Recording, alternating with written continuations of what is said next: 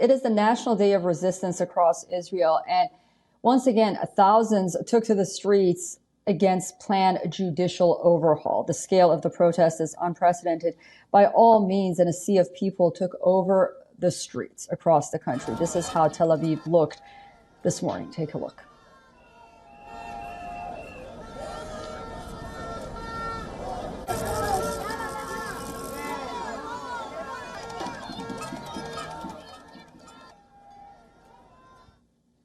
The protests have been going on for over 2 months. This morning, protesters launched what they called a day of resistance to dictatorship.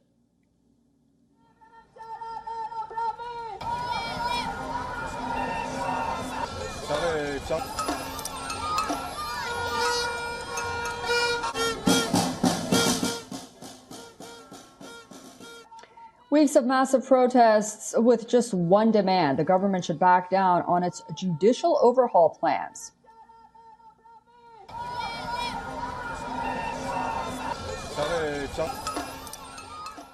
Do not stop in time, so Israel will be like Poland and like Hungary, and eventually even like Iran if we will not stop this process. And the other side is more a personal message to Prime Minister Bibi Netanyahu, which says, Bibi, is this how you want people to remember you?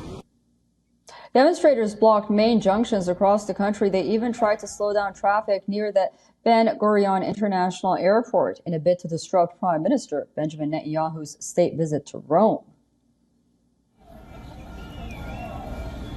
I'm walking among the marchers in Kfar Saba, one of the largest centres of the protest over the past few weeks, and it remains to be seen what the people here feel about the compromise solution that's being proposed. The numbers of people here don't seem to be as big as in previous demonstrations. That could be because it's a working day, it's midweek, or it could be that some have been put off for coming because of this judicial reform compromise that's been proposed. And some people are waiting it out to see what happens, but the people here seem to be very much against that compromise proposal. WION correspondent Jody Cohen has been tracking the protests very closely for us.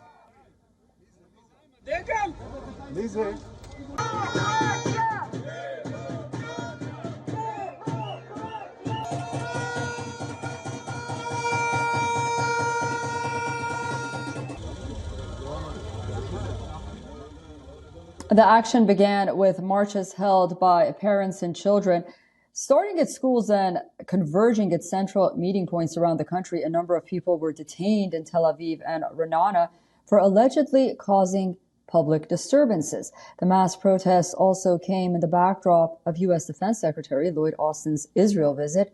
Austin met Israeli Prime Minister Benjamin Netanyahu. The two leaders reaffirmed their goal of preventing Iran from obtaining nuclear weapons.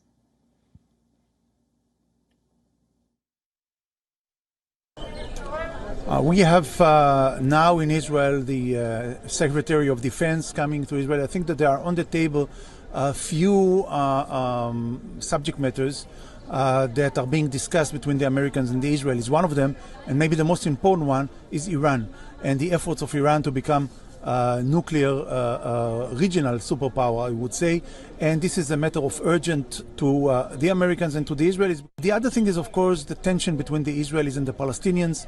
The American government is quite concerned from what seems to be the new position of the new government in Israel. I do believe that this would be also a matter for discussion. The Israeli government is pushing hard to bring its much contested judicial reforms. Critics say the coalition's proposals will weaken Israel's democratic character, remove a key element of its checks and balances, and leave minorities unprotected. Supporters have called it a much-needed reform to rein in an activist court. A much-needed compromise has also been proposed, but that has so far failed to calm the nerves in Israel.